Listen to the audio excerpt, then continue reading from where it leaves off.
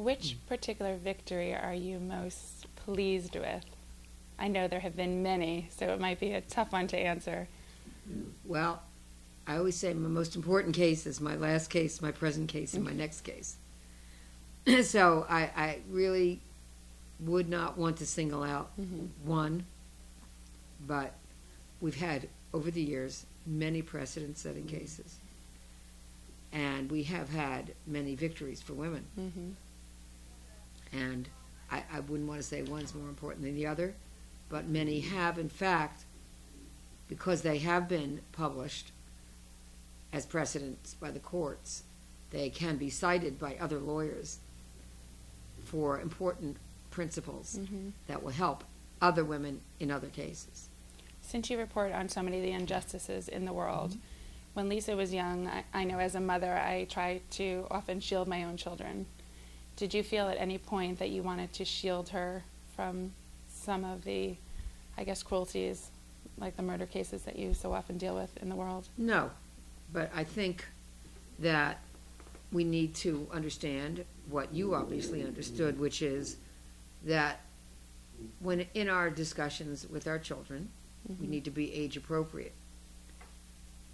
But no, I think they need to know what the reality is and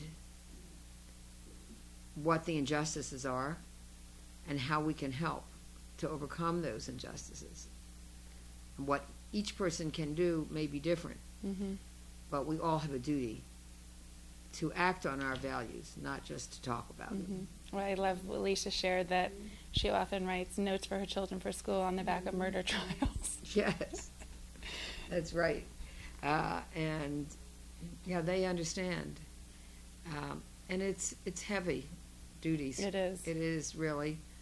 But we talk about lots of issues, and some that are on the lighter side and yet important.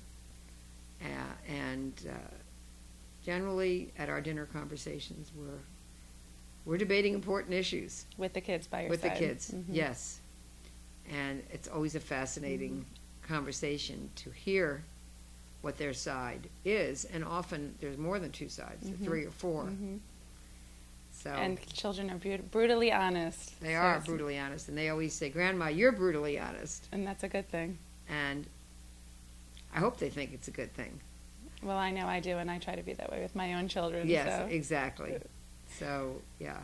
They say, Grandma, do we have great singing voices when they're singing in the back of the car? And I said, no, you don't have great singing voices. It's fun to hear you. They're good, but they're not great. We can't believe you're our grandma, and you said that we don't have great singing voices. Well, are we great debaters? I said, well, actually, I think you are a great debater.